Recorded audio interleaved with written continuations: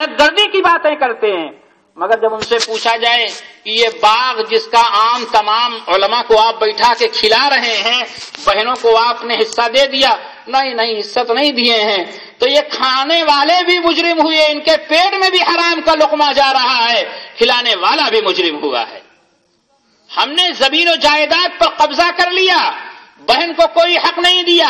یاد رکھیے، باپ کے انتقال کے بعد چاہے باپ 50 روپیہ چھوڑ کر مرے، چاہے 50 لاکھ چھوڑ کر مرے، چاہے 1 بسوا زمین چھوڑ کر مرے، چاہے 1 بیگھا اور 5 بیگھا زمین چھوڑ کر مرے، 1 مکان 1 کوٹھری کا چھوڑ کر مرے، یا 1 عالیشان محل چھوڑ کر مرے، ہر محل کے اندر، ہر مکان کے اندر، ہر زمین و جائیداد کے اندر جس طرح بیٹوں کا حق بنتا ہے، ویسے ہی بیٹیوں کا بھی حصہ بنتا ہے۔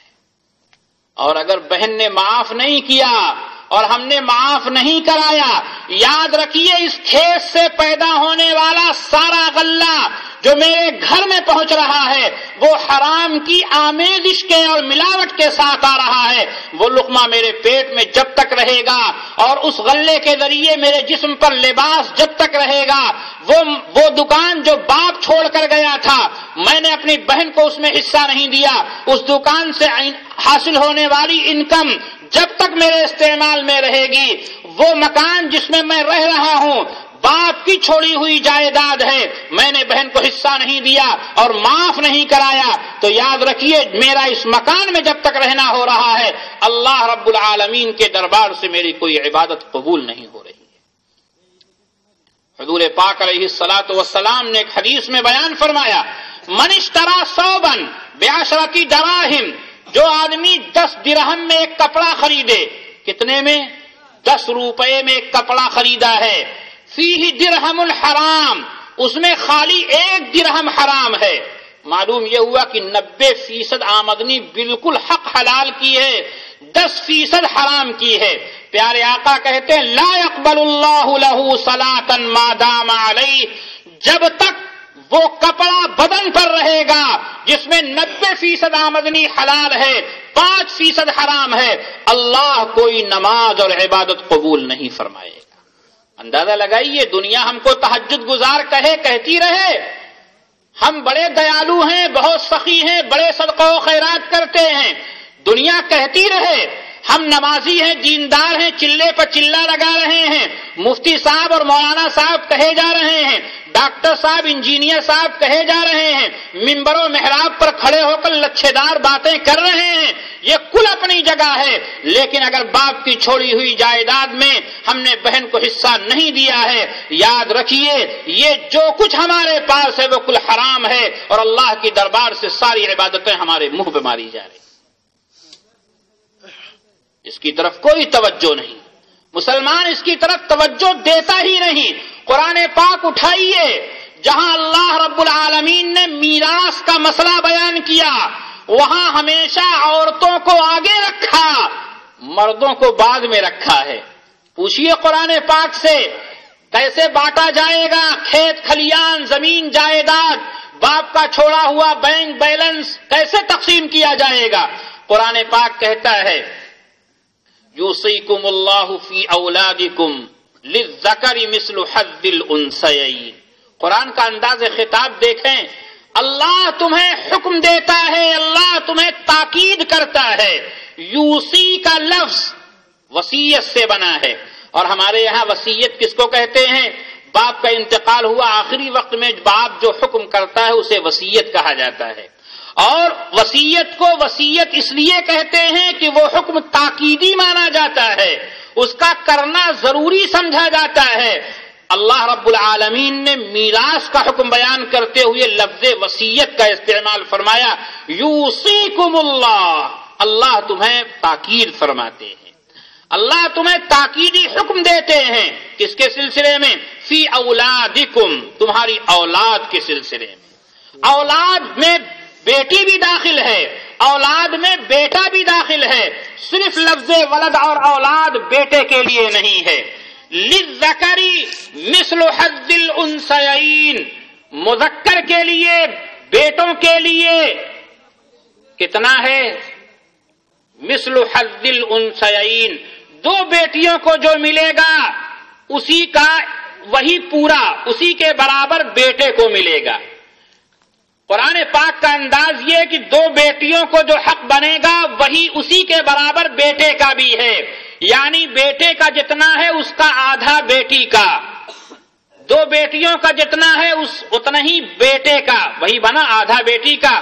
لیکن بیٹے کا جو حق قرآن بیان کرتا ہے اس کا پیمانہ، میزان، ترازو، بنیاد اللہ تعالیٰ نے بیٹی کے حصے کو بنایا. جتنا بیٹی پا رہی ہے اس کا 2 گنا بیٹے کو ملے گا. معلوم کیا ہوا؟ پہلے بٹیا کا حصہ لگے گا تبھی تو 2 گنا طے ہوگا. پہلے میں آپ کو دے دوں گا اور کہوں گا کہ اس کا 2 گنا میں لوں گا، تو پہلے آپ لے لیجئے تو اسی کا 2 گنا میں لوں گا. اور بیٹی پائی ہی نہیں تو 2 گنا بنا کہاں سے؟ معلوم یہ ہوا کہ بیٹی کو پہلے حق دیا جائے گا، بیٹے کا حق اس کے بعد بنے گا. میرے بھائیوں اور بزرگوں، آج کیا ہوتا ہے؟ اگر بہن بڑی ہے تو گھر کے خاندان کے سب لوگ بیٹھے ہوئے ہیں تو چھڑ کے پوچھتے ہیں، اے آپا حصہ لے بے. ایسے پوچھتے ہیں، آپا حصہ لے گی تو بھی؟ تو اب وہ بیچاری شرما حضوری میں کہتے نہیں بابو تو لوگ لے لا، ہم کا ہمارے پاس بہت ہے.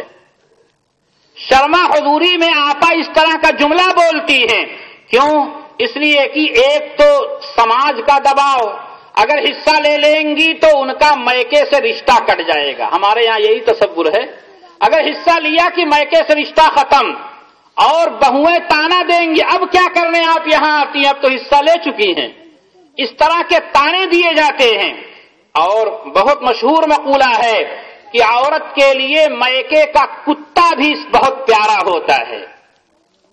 اس لیے اپنے میکے کی چوکھٹ باقی رہے، آنے جانے کا سلسلہ باقی رہے. عورت اس کے لیے کل برداشت کر لیتی ہے، اس لیے کہتے نہیں بھیا مجھے نہیں چاہیے، بابو تم لوگ لے لو مجھے نہیں چاہیے.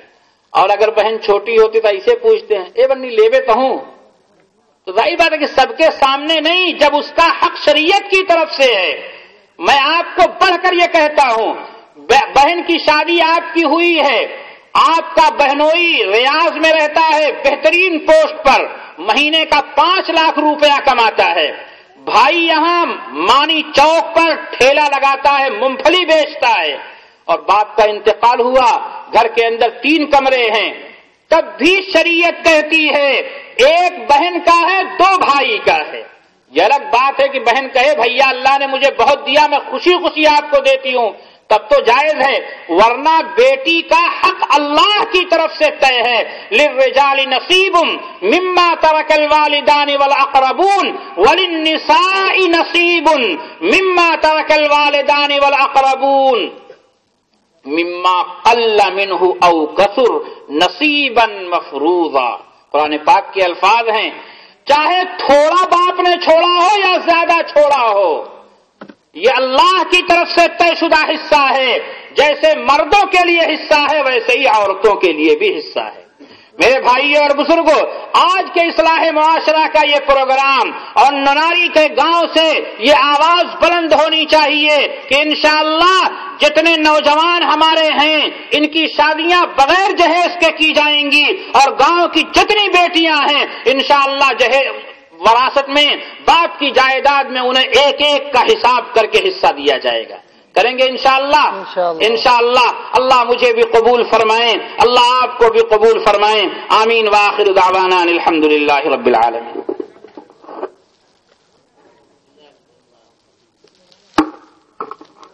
ماشاءاللہ، یہ تھے حضرت مولانا وسیع محمد صاحب، استاد جامعہ حسینیہ لال دروازہ جونپور، جو ہمیں یہ طریقہ بتلا رہے تھے کہ ہمیں کامیابی والی زندگی کب حاصل ہوگی.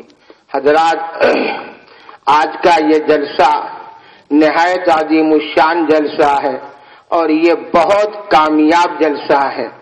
آپ حضرات جس شاندار طریقے سے اور جم کر کے بیٹھے ہیں، اللہ رب العزت اس بیٹھنے کو بہت بہت قبول فرمائے.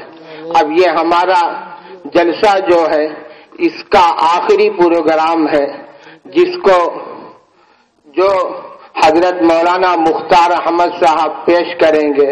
حضرت مولانا کا بیان صرف بیان ہی نہیں بلکہ کئی بیانات کا خلاصہ ہوا کرتا ہے۔